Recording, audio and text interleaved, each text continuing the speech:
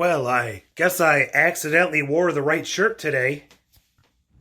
Strange New Worlds Episode Review. I would like the review to go now.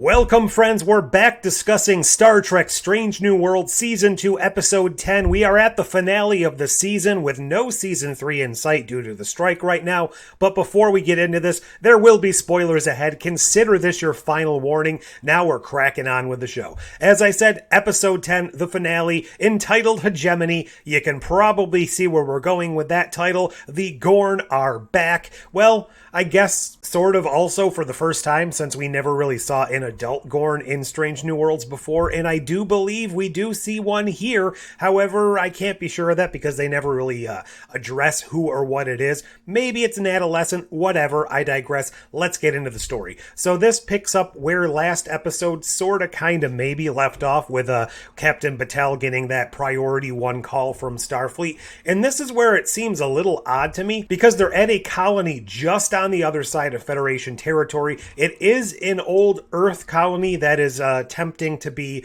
modeled after mid-20th century Earth, a small-town America type feeling, and I assume that's probably just because that's the location that they had available and they didn't have to do too much adjustment to it, but they don't spend too much time really on the ins and outs of how this culture works. If they were an old Earth colony, why didn't they want membership in the Federation? Because technically they're from Earth. I don't really want to get into the politics of it. That just felt a little unexplored to me, but they didn't want to join the Federation because they felt that membership in the Federation would make them a target.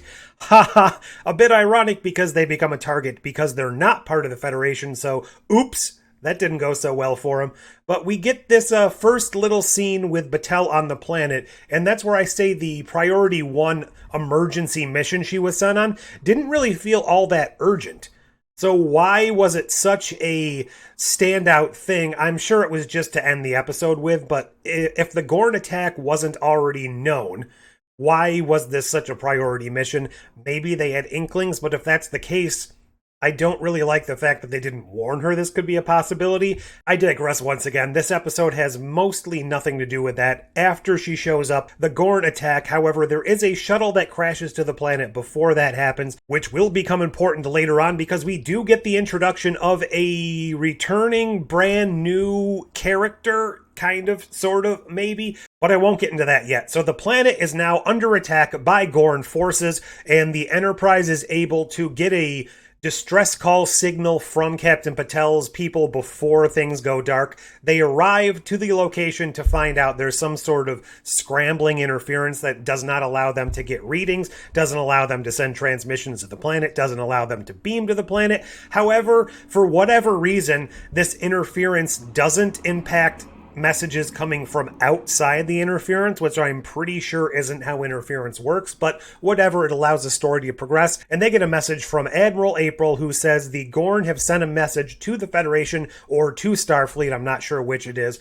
and they basically have established this border. They're on one side of it, the Federation is on the other, and neither of them are allowed to cross the line, at least that's the implication here. The planet and the missing members of their crew, as well as the colonists on the planet, are on apparently Gorn's side of this border, and the Enterprise and the remains of the destroyed Cayuga are on our side, the Federation side. Pike is not technically legally allowed to go over there for a rescue mission. Oh, one thing I didn't mention earlier, which is important to the storyline, Nurse Chapel was inexplicably on the Cayuga. Apparently she was being transported with the ship to her internship with Dr. Corby or whatever it is. I understand these characters have relationships to our characters. Captain Pike and I guess some of his crew are friendly with Batel. Specifically, Pike and Batel are in a relationship. And then obviously you have Spock and Chapel, plus Mbenga Ortegas, and just the heck, the rest of the crew are friends with Chapel too. So they have a vested interest in rescuing Batel. But just the sheer lack of any real caring for any other people being left alive felt a little disingenuous to me. And I had to use the word disingenuous here because 100% that is my catchphrase this season, but it just felt like they were harping on the entire time. They're two friends, the two people they have relationships with. Is Chapel still alive? Is Batel still alive? They didn't seem as concerned about finding other survivors, other people they didn't know. I just would have liked a little bit more of an addressing of this situation, especially with the remnants of the Cayuga, because we determined that the only way to kind of sneak a vessel onto the planet to deactivate this jamming signal is to make it look as if just space debris has accidentally fallen into the planet and will careen into the signal, the transmitter, destroy it, thus allowing our ship to transport everyone up. And in order to do this, they need to send somebody over to the saucer section of the Cayuga and install these little rockets in order to kind of manipulate the velocity and the trajectory of this thing so that once it enters the atmosphere, it can be guided to the correct spot to destroy this transmitter. But they don't really spend any time trying to determine if anyone is still alive on the Cayuga. Obviously, we get a scene with Nurse Chapel waking up over there. She was able to survive. Apparently, she's the only one, although she doesn't do a thorough search. She doesn't contact anyone. She doesn't open the comms. She doesn't really even check any of the bodies on the floor. She just immediately goes about her work trying to escape. And Spock, who goes over to the saucer section to install these rockets, also doesn't really do any sort of investigating to see if anyone is still alive there. They just kind of go forward with their plan. Maybe there wasn't enough time to really show this in the episode, but again, it just feels like, whatever. These aren't people we care about, so we'll just do whatever we want with them. Maybe I'm harping on a point that maybe other people didn't really find too jarring, especially when you counter that with the whole Gorn situation, not caring about human life. It seems like it could have been a good dichotomy, seeing how much we care about our friends and people we don't even know, fellow humans, against how they don't care about us. Maybe that could have been a good dichotomy, but whatever. Again, for the 32nd time in this video, I shall digress. There was another situation going on here where Pike, Mbenga, Ortegas, La'an, and I think guys from Galaxy Quest. Sam Kirk, and I think a couple other characters, they snuck down in a shuttle pretending it was debris, and they were trying to find out who was alive on the planet. They come in contact with the rest of the survivors. There was a great fun scene to me, and I don't know if this was planned or not, where they have to go hide in a barbershop. Barbershop now. Probably wasn't a reference to, but it made me think of the fact that season 1 explicitly, his hair kept getting taller and taller, and that became a character in and of itself. I'm just overthinking things. It seemed right off the bat that Batel was hiding something, and that thing was going to be, she's been infected with Gorn eggs, but she doesn't want anyone to know that, especially since there was a reference earlier in the episode on the bridge of the Enterprise where I think it was Uhura, or maybe it was Una. I'm not 100% sure. They mentioned zombie movies and how an old trick was to hide yourself as a dead person in a zombie movie. Spock obviously not knowing what a zombie was. So it seemed like they were kind of pointing out the fact that somebody was going to also play up that zombie trope of not letting anyone know they've been bitten or infected. But she did reveal it after just the barest bit of scrutiny from Pike, and I do enjoy that. I thought potentially that was going to be this big underlying thing, and that was going to be the cliffhanger at the end of the episode. Everyone gets out of Dodge, and then suddenly she's like, oh, but I can't tell anyone. Thankfully, they addressed it right off the bat, and that wasn't a mystery box or a undercurrent of the episode. So now I will get to a character who we meet here, and I particularly enjoyed this characterization, but we got to meet... Here comes a new challenger! Montgomery Scott at your service. And he was on the planet. He had escaped a nearby star system because he was doing some sort of research on a red supergiant there. They were kind of coming to terms with the fact that the Gorn apparently react to solar activity. So there were some ginormous coronal mass ejections from this sun, a red giant, and the Gorn were kind of thrown into a frenzy reacting to that. So they were kind of trying to come up with some sort of information here as to why that's the case. He was the only one to escape. Obviously, he jury-rigged some fantastic super technology in order to get away from from the Gorn. He has a quasi-cloaking device, not in the sense that we know, but he's able to cloak himself from the Gorn. So these are all pieces of information and technology that are vital to get back to Federation and Starfleet officials so that they can kind of put into place some sort of countermeasures for the Gorn, assuming we ever actually go to war with them. And speaking of which, there were new weapons and new sensors introduced in this episode in order to counteract the fact that when we met the Gorn before, we were unable to detect them. We got new phasers with new frequencies. We got nitrogen grenades, which we didn't actually see in play, so I have to imagine we will probably see those in the premiere of Season 3, because I know I haven't mentioned it yet, but this is a cliffhanger ending. We don't get a nice resolution. It's a to be continued at the end, so we're going to have to wait a while to see that. We get this meeting eventually between Pelia and Scotty, and by the way, Pelia was in this episode, but again had very little to do, where it's shown that Scotty was one of her best students, but he had the worst grades, which I guess makes sense because he doesn't do things by the book. He comes up with his own plays and his own plans. So I kind of actually like that. But for a brief second, I really thought that meeting between them was going to lead to the fact that Scotty was her son.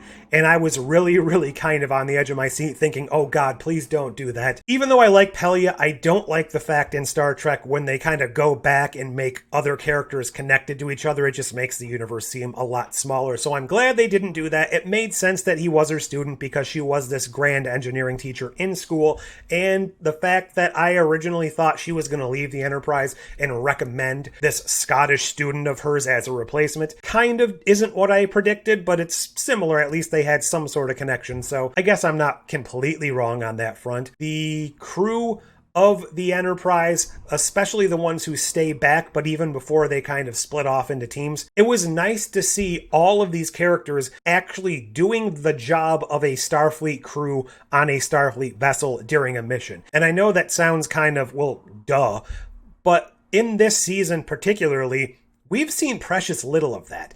It just seems like it's been a long time since we've seen an entire crew operating their stations, doing their distinctive jobs, and kind of operating as a well-oiled machine. Even Captain Pike, this is one of the first times we've really seen him in command of the ship, not cooking, not off on a landing party, not doing something else. So it was just nice that we got to see that. Sadly, it's the finale of the season, so we're not going to see any more of that for a long time. Oh, there was also a scene on the planet, because remember, the Enterprise and the landing party cannot communicate with each other, where they wanted to go to Scotty's shuttle in order to get the technology to hide them from the Gorn, but also maybe possibly pilot that into the transmitter to shut it down. And Pike is going to go do this on his own. However, he is intercepted by Batel and Scotty, who are like, you're not going to do this alone. You're going to need our help. I don't necessarily fault them for doing this. I would have liked, and this is something that's been conspicuously absent from a lot of the storytelling, Pike knows his future. Pike knows that he is functionally immortal until that point in time, which means if he were to go off on this mission by himself, he would not die. He would succeed, at least as far as not being killed by the Gorn. Maybe he wouldn't succeed the mission. So I would have liked some sort of allusion or reference to that fact for the reason he wanted to do this on his own, because he knows by going by himself, he's not putting anyone else in danger. I don't like the fact that he knows his future, but it's a pre-established canonical event within this series, so I feel like they should address it just a little bit more. Not every episode, but when these grand decisions come up, I feel like that should play into his command and decision making. On board the Enterprise, when Spock is over there doing his thing and Chapel needs to put on her suit and go out and meet him when they inexplicably forget to check for any other human survivors or alien survivors on the ship, we run into what appears to be the first adult Gorn that we've seen in this series. It's wearing some form of containment suit. I guess that's not the right word, an EV suit. And they get a little bit of a fight on the bridge. Spock uses his tremendous Vulcan strength to pull off a little thing and stab it in the face guard, allowing the vacuum of space to eventually kill it. This isn't a downside of this episode specifically, but I'm not a huge fan of what they've been doing with the Gorn. They've really turned them into way too monstrous and way less of a plausible, intelligent species that's capable of constructing not only spaceships, but environmental suits, phaser weapons. Apparently they have beaming technology, so I don't know, it just feels a little disingenuous. There's that word again. But maybe it will be explained in future installments. If they go the route of the books and explain it by there's different sects and different classes and whatever within Gorn society, then I'll have less of an issue with it. But right now, I don't like the fact that they're playing them up as basically xenomorphs with a bit of a twist. Perhaps that's just me, but I'll digress once again. So we kind of wrap up the episode after the transmitter has been destroyed by Spock's daring plan. He and Nurse Chapel escape. The saucer connects with a transmitter, destroying it. Our characters can safely be beamed back to the Enterprise. Spock and Chapel are beamed out of space. Pike, Scotty, and Battelle are beamed back to the Enterprise, and then they can no longer find a lock on anyone on the planet, and we find out that they have been beamed aboard one of the Gorn vessels, because there are hunters and there's also the big mothership, I suppose. So they're probably on the mothership, and that's basically where we end the episode. They go to a big shot of Gorn vessels starting to attack the Enterprise, and then somebody asks Pike for his orders, what they should do, and he stands there for approximately 73 minutes not deciding on a course of action. I'm going to go ahead and assume this is based purely on trying to set up a tension-filled climax in a way for the episode to go out into that to be continued, but it doesn't feel very good to see our main captain, our hero of the show, being so indecisive for so long while the ship is being pelted and pelted and pelted by fire. To just kind of see him lock up like that doesn't come across as the heroic and capable Captain Pike that we are led to believe from historical events he is. Again, it's probably just played up a lot more than real time within the show. It's probably drawn out and kind of like time is standing still for us, the audience. But we'll have to wait until season 3, whenever the heck that arrives, to find out all of the resolutions from this. So what did you think of this episode? I kind of feel like it falls in the middle of the pack for the season. I do want to see how things resolve, but it's not really leaving me with that, oh my god, I need to see it right now feeling. I kind of feel like maybe they could have done a little bit more to connect us to wanting to see the next season, but I'm almost glad they didn't, especially with the strikes going on right now, because who knows how long it'll be until we get a proper conclusion. I'm glad we got Scotty. We got a reference to Hemmer, and the fact that maybe they can save Battelle. Hemmer didn't give them a choice. Again, I'm really salty about that. I'm really going to go ahead and assume that their way of either preserving or saving Battelle will have something to do with the transporters and the pattern buffer, because that's kind of been played up and telegraphed several times throughout the series now. That's just my hunch. We'll have to see. Maybe they'll use a nitrogen grenade within her. I don't know. That's probably not a good idea either. What did you think? I know I already asked that. Leave all your thoughts down below. Like, share, subscribe, do all the YouTube things. This is the end of Strange New Worlds for now. I'm going to have to start giving my thoughts and thinking about the season overall and where we may go from here. But until next time... If you didn't want me showing up unexpectedly, you shouldn't have hung up on me. So, there.